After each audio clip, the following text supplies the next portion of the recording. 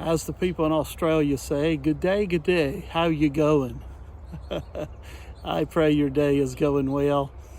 I am Pastor Kerry Willis, District Servant, Philadelphia District, Church of the Nazarene.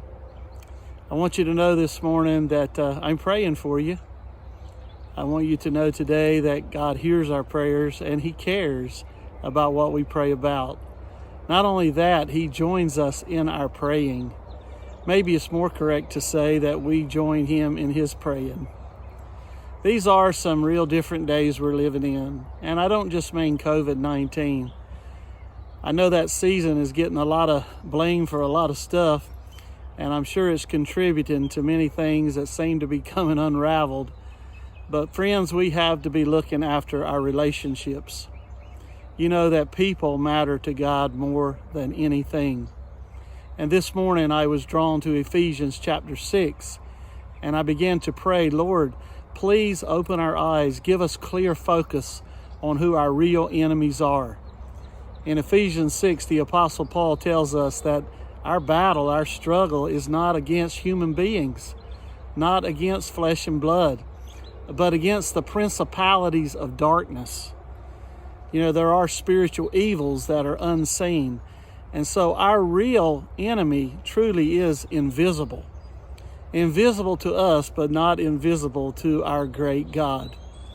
And so whatever you can do today to love on people who are hurting, people who are agonizing, you know, the enemy is doing all he can to bring division among us, to bring discord. And that's what he specializes in, really. That's his job description, is to sow seeds of discord among people. And you know, we can prevent that. We can pray against it, and we can live a life of light in this darkness that he is casting our way. You know, Jesus talked about himself and said he was the light of the world. But he also said to us that we are the light of the world. And that surely is because we are lampstands of his presence. And we put off his light. We reflect his righteousness. And so I pray today you would reach out to 2 or 3 people. I don't know who it might be. It might be people you know well. It might be people you just encounter for the first time. But would you give a good word today to folk and listen to someone who really just needs to beat on a chest and point them to Jesus? You know, Jesus truly is the Prince of Peace. That's more than a nice title for a painting.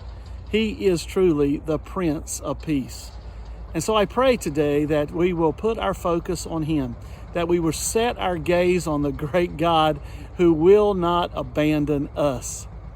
My prayer for you specifically today is that you will be amazingly graced, that your day will be overflowing with the reality of his presence. I want you to know that you are highly valued, that you are very loved. So stay in touch with the Lord. Make sure you keep that vitality of relationship strong with him.